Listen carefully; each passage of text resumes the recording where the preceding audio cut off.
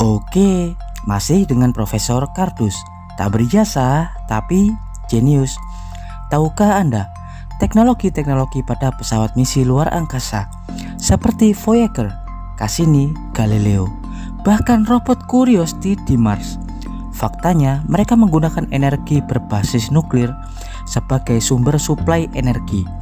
Hampir 95% wahana luar angkasa atau antariksa, terutama pada proyek misi-misi jangka panjang seperti perjalanan ke Mars dan planet-planet luar angkasa tetangga kita, umumnya menggunakan RTG atau radioisotop termoelektrik generator, sejenis genset nuklir yang menggunakan palet plutonium-238 untuk menghasilkan panas peluruhan sebelum diubah menjadi listrik.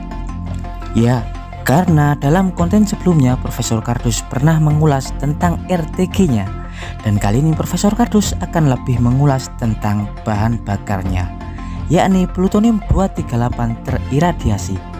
Lantas bagaimana ya NASA mampu menyuplai dan memproduksi sendiri plutonium-238 yang kelak akan mereka install di perangkat-perangkat canggih mereka? Tapi sebelum Profesor Kardus mengulasnya, jangan lupa like dan subscribe di channel Profesor Kardus. Tak berjasa, tapi jenius, untuk mendapatkan notifikasi-notifikasi terbaru dari sudut-sudut bumi dan sudut-sudut alam semesta lainnya.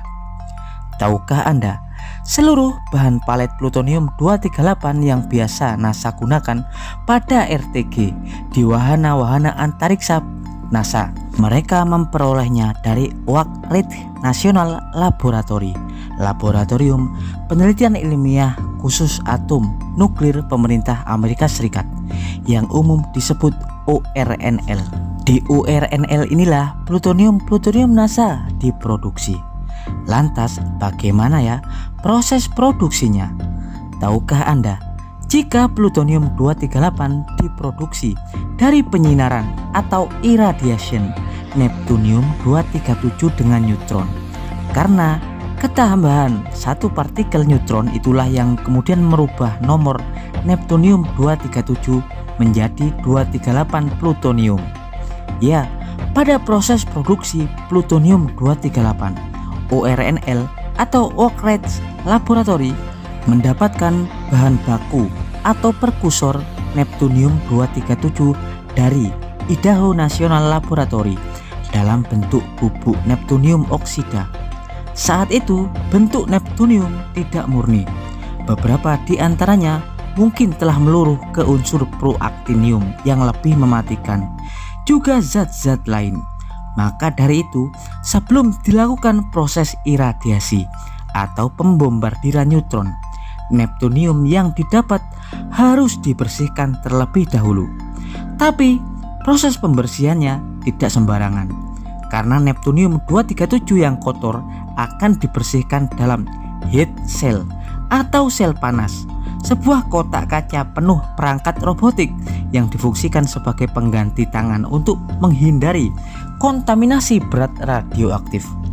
Para ilmuwan akan menggunakan manipulator atau lengan penggenggam yang dikendalikan dari luar untuk menuangkan bubuk neptunium ke dalam gelas kimia.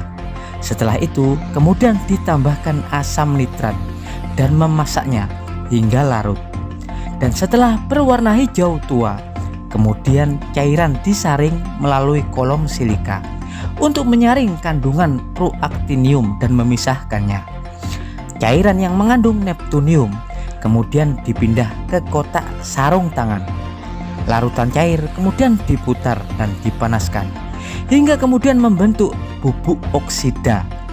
Kemudian bubuk dicampur dengan bubuk aluminium, ditekan menjadi palet dan kemudian dimasukkan ke tabung aluminium.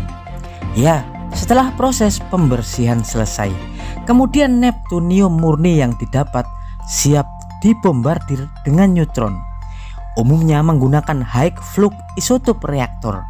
Reaktor ini jauh lebih baik daripada penggunaan reaktor pembiakan biasa. Ya, setelah neptunium dimuat dalam reaktor, proses pembombardiran atau penyinaran neutron dimulai, yang biasanya memakan waktu hingga 10-12 bulan. Saat itu neptunium akan terus diiradiasi dan disinari oleh neutron selama 12 bulan hingga struktur-struktur atomnya berubah.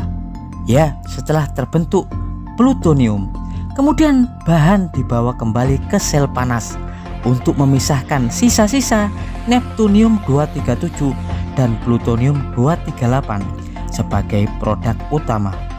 Dan yang terakhir adalah barulah material plutonium 238 yang sudah dipisahkan tersebut kemudian dikirim ke Los Alamos Laboratory untuk disempurnakan. Di Los Alamos inilah plutonium 238 akan dirakit menjadi bahan bakar RTG atau radioisotop thermoelectric generator.